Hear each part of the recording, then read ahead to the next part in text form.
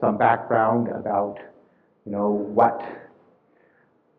how computation developed and the computational background that led up to the factoring algorithm. And then I'll tell you something about my discovery of the factoring algorithm. And then I'll try to explain a little bit of the factoring algorithm to you. And actually, along the way, I'm also going to try to explain what elements of quantum mechanics make the factoring algorithm work. So let's see. So I'll start with a very simple question that you probably all think you know the answer to. What's the difference between a computer and a physics experiment? Well, there's lots of possible answers to this question. One answer is a computer answers mathematical questions, and a physics experiment answers physical questions. So, for example, if you wanted to factor a large number, you would think you want to use a computer, and if you want to test whether all bodies fall at the same rate, you probably don't want to use computers. So this is Galileo using computers to test whether all bodies fall at the same rate. Another answer is a physics experiment is a big, custom-built, finicky piece of apparatus that probably fills an entire room, and a computer is a little box that sits in your briefcase. So back in the 1950s and 1960s, when computers were starting out, can you tell which one of these is the computer and which one of these is a physics experiment? Well, I'll tell you. So the one on the left is the particle accelerator at Lawrence Berkeley Laboratory in the 1960s, and the one on the right is ENIAC, which was maybe the first computer in the 1950s at the University of Pennsylvania. And you can see that they look remarkably alike, and they're both enormous. But since then, computers have shrunk, and particle accelerators have grown. So why is this true? Why did this happen? Well, this happened because you don't need to build a new computer for each mathematical question you want answered, which means the people who make computers can use mass production and make them more and more efficient and cheap and smaller, and the people who build physics experiments have to build a completely new physics experiment every time they run out of questions that their previous physics experiment can answer. So you get the miracle of mass production making computers smaller. And this fact is, in fact, a very fundamental theorem of mathematics. The mathematical theory of computing actually started in the 1930s, well before computers. In 1930, in mathematical logic, Gödel proved his famous incompleteness theorem, which says that not all mathematical propositions can be proved either true or false. So there's some mathematical questions that are always going to remain unanswered. And this may not seem to have anything to do with computing, but in fact it's very closely related to computer science. And when Gödel proved this theorem, after around 6 years, 4 people gave a distinction between computable and uncomputable functions. And all of this work really originated with Gödel. And if you look at these papers, they contain 3 very different definitions of computable functions. So these 3 very different definitions of computable functions were proved to give exactly the same class of computable functions. And so this led to Church and Turing, who I should say were 2 of the authors of these papers, to propose the Church-Turing thesis. Or at least this is what we call it today. And the thesis is that a Turing machine can perform any computation that any device can perform. And a Turing machine is a very primitive model of a computer, which is easy to work with mathematically. So what does it mean? What does any device mean? Well, one thing that you could take it to mean, although it wasn't necessarily what Church and Turing were thinking about, is a physical device, so something that can be built and operate in the real world. So if you take it that way, it's clearly a question about physics and not just about mathematics. And now with the development of practical computers, the distinction between uncomputable and computable became much too coarse because there are functions that are theoretically computable, but which will take the age of the universe to even compute small values of them. So to be practical, a program must compute a function in a reasonable amount of time. So what does reasonable mean? Well, you can ask, well, I would like to look at all functions that can be computed on a Cray supercomputer in less than a year, but this is a horrible mathematical definition to work with. So the theoretical computer scientists came up with a kind of a compromise between theory and practice. They say that an algorithm is efficient if its running time is bounded by some polynomial function of its size of its input. So n, or n squared, or n cubed, or n to the 10,000th are all counted to be efficient functions, but 2 to the n is exponential, so that's inefficient. And we call the class of problems solvable with polynomial time algorithms P. And a remarkable fact so far is that most functions that are in P are actually, in some sense, efficient in practice. So, of course, now we've defined P, but we need, for the definition of P to be meaningful, you need to know that it does not depend on the exact type of computer that you use. So, this led a whole bunch of different computer scientists to propose what I'm going to call the quantitative churches thesis, but it has a whole bunch of different names. And it essentially says that a Turing machine can efficiently perform any computation that any physical device can perform efficiently. And it was first proposed by Alan Caban in 1965.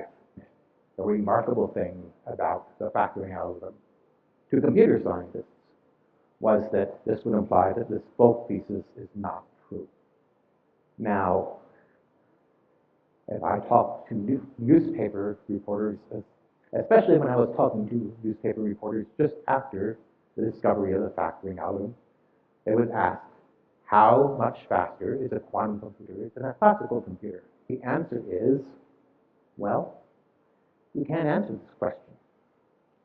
How much faster will a boat get you to your destination than a train? Well, that doesn't just depend on the boat and the train, it depends on where your destination is. So again, for quantum computers and classical computers, the question is whether there's a path from the input to the output that goes through Hilbert space that shortcuts the path through classical computation. And that's something that depends on the problem. So the fact that this conception is so widespread shows that the public has really absorbed the quantitative churches thesis, which says that the only thing that really matters about the computer is the amount of space and how fast it is, or the amount of memory, I should say, and how fast it is. And what really is the case is a single step on a quantum computer is certain to take longer than a single step on a classical computer. But quantum computers speed up computations by taking this path through quantum Hilbert space, which classical computers cannot take, and which drastically reduces the number of steps required. Okay, so let's go back. Where would you look for counterexamples for the quantitative Turing thesis? Well, maybe in physical systems that are hard to simulate. So you can ask what physical systems are hard to simulate. Well, the obvious answers are, but turbulence is related to the Navier-Stokes problem, which is one of the $7 million prize Clay problems. And Terry Tao has been thinking about this, and he's shown that sort of some very similar systems of partial differential equations. You can use these systems to do computation, and if you could prove this, make this same thing be true for turbulence in the Navier-Stokes problem, then you would be able to solve it at $1 million. So turbulence is related to computation, and it's a physical system that's hard to simulate. And quantum mechanics is another physical system that's hard to simulate. So This was realized by Poplawski in the Soviet Union and Richard Feynman in the United States, that simulating quantum mechanics using a digital computer seems inherently exponentially inefficient. And this is because, as David Weinland said, if you have a quantum state space of n things, it has exponential size. So if you just want to put the state of your system into your computer, it's going to, and have your computer keep track of it, it's going to take exponential time to keep track of the state space. And a quantum computer, which uses quantum mechanics, might be able to get around this problem. So the early history of quantum algorithms is in 1985. David Deutsch asked whether quantum computers might speed up computation for non-quantum mechanics problems. And he came up with a very unimpressive example. But 7 years later, he and Richard Joseph came up with a slightly more impressive example, and then we keep on going through more people, and Dan Simon came up with an example where a quantum computer could speed up computation. Of course, this computation was a contrived problem that the only reason you might want to solve it is to show that quantum computers are faster. About that later. Okay, so what do we know quantum computers are good for? The first thing we know they're good for is that you can simulate quantum mechanical systems more efficiently with quantum computers. And this was Feynman's and Yuri Manin's original proposal. You can find periodicity with quantum computers, and this was Simon's problem. And my algorithm uses finding periodicity to factor large integers and to find discrete logarithms. And then Pell's equation and other number theory questions is also finding periodicity. And Love Grover showed that they could search large solution spaces more efficiently. So what is factoring? Well, suppose you're given a number like 33, and you would like to find two numbers that multiply to get 33. And of course, for 33, the answer is 3 times 11 equals 33. But if you take two numbers and you want to multiply them, that's very easy for a classical computer to do. If you take one large number and want to find which two numbers multiply to get it, that is actually a very, very difficult problem for a classical computer to do. And if you want to factor an L-bit number, the best classical method is something called the number field sieve, and it takes time exponential in the cube root of L. And on a quantum computer, it just takes time L squared. So that's much faster. Okay, and here is, well, somewhat old estimate on the cost of factoring using known algorithms, and how many classical instructions and how many quantum gates it would take. And you can see that the number of classical instructions is going up very, very fast, and the number of quantum gates is going up relatively slowly. And that's because the classical instructions are going up exponentially fast, and the quantum logical operations. So why was this such an amazing discovery? Well, we already told you why it was an amazing discovery for computer scientists. For, I guess, cryptographers, security on the internet is based on public key cryptography.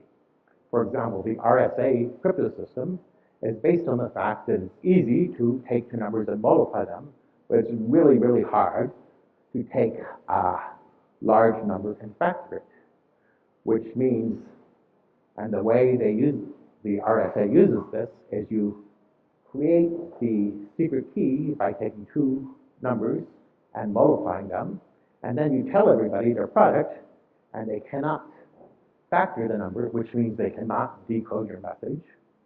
But if you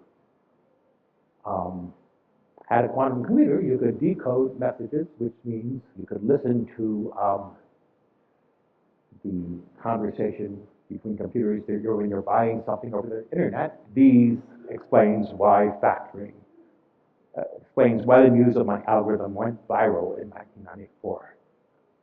I mean, 1994 was really the very beginning of the internet. I think everyone, well, all scientists mainly had email, but the internet was really a very small thing back then compared to its size now. Anyway, here's some history. I discovered the algorithm in April 1994, and I gave a talk on a Tuesday at an internal seminar in Bell Labs and explained how to compute discrete algorithms on a quantum computer. So that Saturday, I was at home, and I get a call from Umesh Bazarani, who was a colleague who also was working on quantum computers at the time. And he said, I hear you can factor in a quantum computer. Actually, by that time, I had figured out how to factor, although I hadn't figured out how to factor when I gave the talk on Tuesday, so I explained the factoring algorithm to Umesh. And a week or two later, I heard from the economist who wanted to interview me about the factoring algorithm. So what happened was that David Deutsch and Arthur Eckert, who were two other people who won the Messias Prize this year, had told the reporter for The Economist about my result, and he called me. And over the summer, Umesh Bazarani, Arthur Eckert, and I gave some talks about the algorithm at several conferences. And over the summer, I was receiving several emails each day asking for copies of my paper. So I haven't finished writing the paper. I sent out incomplete drafts, which had mistakes in them.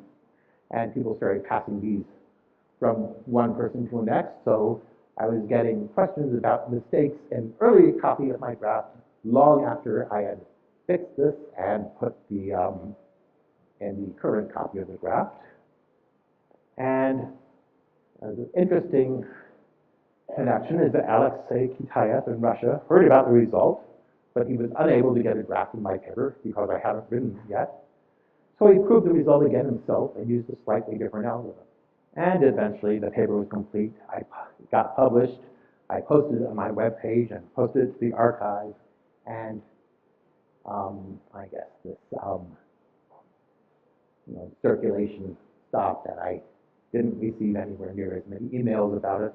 So people were very interested in it. I think the reason people were interested in several different things, because it showed that a physics experiment could solve a computer science problem, which is really, seems amazing. And of course, some of the physicists, as you heard from David Wineland, were working on physics experiments that were related to possible ways of building a quantum computer. Eventually, over the next few years, the direction of their research slightly shifted. So they were, rather than just studying physics, they were positioning, developing ways to do quantum computation.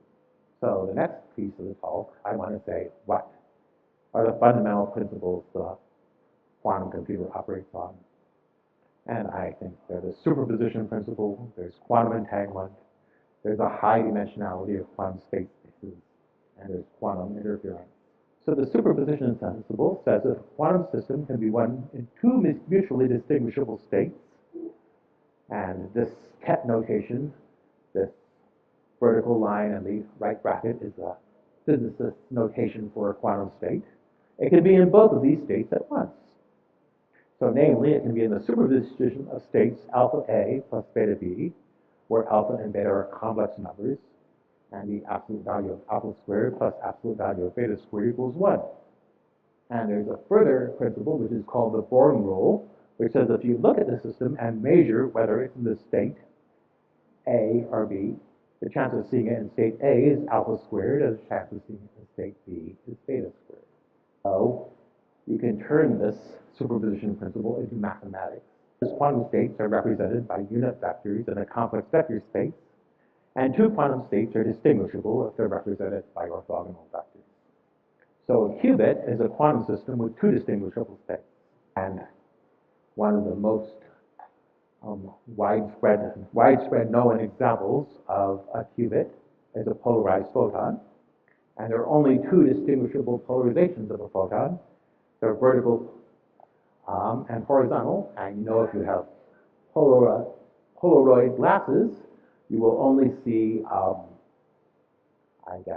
vertical polarization and not horizontal polarization. And all the other states can be made from these two.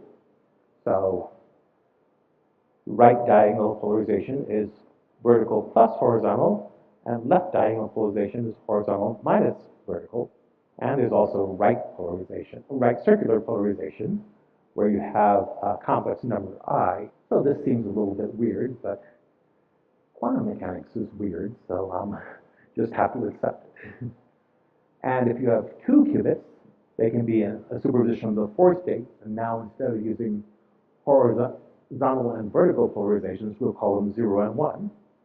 And this includes states such as 0, 1, minus 1, 0, where neither qubit alone has a definite state. And if you have two quantum mechanical systems that are a definite state, if you look at them together, but not when they're alone, they're called entangled. And the fact that you could do this disturbed Einstein, and this is what he was talking about when he said spooky action at a distance. And it's actually disturbed a lot of other famous scientists. And why is it disturbing? Well, what Bell did was he showed that if you use the standard laws of probability and you assume something called local realism, you're forced to conclude that the quantum measurement you decide to do at one place affects the results of the measurement made in an entirely different place. And, there's no connection between these places. You can assume they're separated far enough apart. Philosophers have been arguing about how to resolve this for quite a while. One way of resolving this is just to accept that spooky action at a distance exists. And another way to resolve it is to say that the laws of probability behave differently under quantum mechanics. And the third place, one of the third facts about quantum mechanics that make the factoring algorithm work is the high dimensionality of quantum systems. So if you have n qubits, their joint state is described by a 2 to the n dimensional vector. And here are the bases of the vector space. They're just all binary strings of length n. And the high dimensionality of the space is one of the places where quantum computing attains its power. Okay, so now I want to tell you what a quantum computer is. And what I will tell you is the circuit model for quantum computing, which is a simplified model, just like the Turing machine is a simplified model for a computer. And most quantum computers that we build are not actually going to be exactly the circuit model. They might be a little bit different, or they might be radically different. But this is a good way to think about quantum computing. So to compute, we need to put the input into the computer. We need to change the state of the computer. We need to get the output out of the computer. So how do we do this? Well, input, we just start the computer in the state corresponding to input in binary. For example, the bit input is 10010. We put the first qubit into a 1 state, the second qubit into a 0 state, the third qubit into a 0 state, etc. And we actually may need some extra workspace for the algorithm. So you may need to add zeros to the starting configuration. So you add a whole bunch of zeros to it for workspace. Okay, the output. Well, at the end of the computation, the computer is in some state, and this is, a generic quantum state on n qubits looks like this. And what you cannot do is you cannot measure the state completely because of the Heisenberg uncertainty principle, is to assume that you measure it in what we call the canonical basis. So that means you observe the output I with probability alpha sub I squared. So you observe 0, 0, 0, 1 with probability alpha 1 squared. And so what we do when we observe the computer is we get a probability distribution on possible outputs. And we're not going to be able to do better than this because quantum mechanics is an inherently probabilistic theory. So we have to say, well, how do you say that your algorithm solves the problem? Well, you say the algorithm solves the problem if you're able to get the output that gives you the right answer with high probability, which is exactly the same as the way we say a classical probabilistic algorithm solves a problem. And now we need the next principle of quantum mechanics, the linearity principle, which says the evolution of an isolated quantum system is linear. Well, what that means is the evolution of pure states in an isolated quantum system can be described by a matrix operating on the state space. And interference comes because this matrix has negative numbers in it, or maybe complex numbers. So if you apply it once to 0, you have a 50-50 chance of getting 0 and 1. But if you apply it twice, you have a minus sign in the second application, and that means the 0 terms cancel each other out. So that means if you apply it twice, it takes 0 to 1 and 1 to minus 0.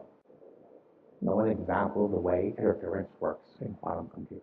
And so for computation, you apply transformations to two qubits, either 1 or 2 at a time, which means you're multiplying them by 2 by 2 or 4 by 4 matrices. And this is exactly the same thing you do to classical computers. Classical computers, there's this great theorem that any computation can be made up of AND, OR, and NOT gates. So now I can explain the idea behind fast quantum computer algorithms. So what you want to do is you want to arrange the algorithm to make all the computational paths that produce the wrong answer interfere destructively. So there's very little chance of going down one of these computational paths that gives you a wrong answer, and make all the computational paths that produce the right answer interfere constructively, so you greatly increase the probability of obtaining the right answer. So this is what you have to do to design a quantum computing algorithm, and this is why it's very difficult to design quantum computing algorithms. So now I want to explain a little bit about so what we're going to do in the factoring algorithm is use modular arithmetic. So arithmetic, mod n, basically you work with a remainder divided by m. And 13 plus 9 is 5, because 22 minus 17 equals 5, and you get 5. And 5 times 7 is 1 mod 17, because 35 has remainder 1 divided by 17. So this is modular arithmetic, and this is what we use in the factoring algorithm. Now the idea between all fast factoring algorithms, like the number field sieve, which I talked about earlier, and the quadratic sieve, which are classical algorithms, and the quantum factoring algorithm, to factor a large number, you want to find numbers a and b such that a squared equals b squared mod n, but a is not equal to plus or minus b mod n. And then you, with a little bit of algebra, you can say a squared minus b squared is a plus b times a minus b, and that's a multiple of n, because a squared minus b squared is 0 mod n, which means it's a multiple of n. And now we have two things, and that means one of them contains one factor and another contains another factor. And let's factor 33. Take the numbers a equals 13 and b equals 2. When 169 divided by 33 has remainder 4, so 13 squared is congruent to 2 squared mod 33. And then we have 13 plus 2 times 13 minus 2 is equal to 0 mod 33. So that's 15 times 11 is 0 mod 33. And 15 gives us the factor 3, and 11 gives us the factor 11. And that will tell us how to get the factor 3 from. The quantum factoring idea is to factor a large number n. You find the period of the sequence, 1, x, x squared, x cubed, dot, dot, dot. And the period of the sequence is how long you have to go till it starts repeating. And it starts repeating when it comes round to 1 again. And that means you get a number. If you know the period, then you know the period is r, then x to the r is equal to 1 mod n. And now, if you're lucky, r is even, and x to the r over 2 plus 1 times x over 2, and you can get the factors that way. And we get them with the Euclidean algorithm. And we can show that this gives us a non-trivial factor for at least half of the random choices of x. So let's do the example factoring 33. X equals 5, then we get 1, 5 squared is 25, 5 cubed is 26, 5 to the 4th is 31. And that means 5 to the 10th is equal to 1 mod 33. So 5 to the 5th happens to be 23. And 33 divides 23 plus 1 times 23 minus 1, which is 24 times 22. And you can see that 24 gives you the factor 3, and 22 gives you the factor 11. So we factored 33. So we need to find the period of x to the a mod n. And the idea is that Fourier transforms are really good for finding periods, so we need to use the Fourier transform. And the problem with finding the period of x to the a mod n is that the sequence has an exponentially long period. And the solution is to use exponentially large state spaces of our quantum computer to take the exponentially large Fourier transform. You know the classical algorithm for taking the Fourier transform, which is the Cooley-Tukey FFT. You can modify it to apply it to classic quantum computers. So here's the factoring algorithm. You put the first register of the quantum computer into the superposition of all numbers from 0 to the L minus 1. Now we choose x at random. And if I is in the first register, you can do x to the I mod n in the second register. And this is a classical computation, and we can use general theorems about classical computation to show you can do this classical computation on a quantum computer. And now we take the quantum Fourier transform of the first register and measure the first register. And now we get the output of the quantum computer. And then after that, we use post-processing on a classical computer to get the factors. And there's something remarkable about this factoring algorithm. So we computed something in the second register in step 2.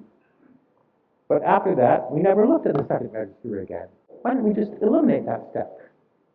But that doesn't work, because eliminating this step eliminates the interference in the algorithm, which means it will now not give you the right answer. And that's because there's a great theorem of quantum mechanics that says if one quantum system affects another quantum system, then there's a back reaction that says the second quantum system affects the first quantum system. Oh, I want to say one more thing about this factoring algorithm, which is the reason it works is after you take the Fourier transform, you get interference in the first register. If the first register is something related to the period, then all of these amplitudes on these quantum coefficients in the first register add up and they make constructive interference. And if it isn't the period, or not close to the period, then they add up and get you destructive interference. And so the only thing you get are results that are close to a period. So thank you.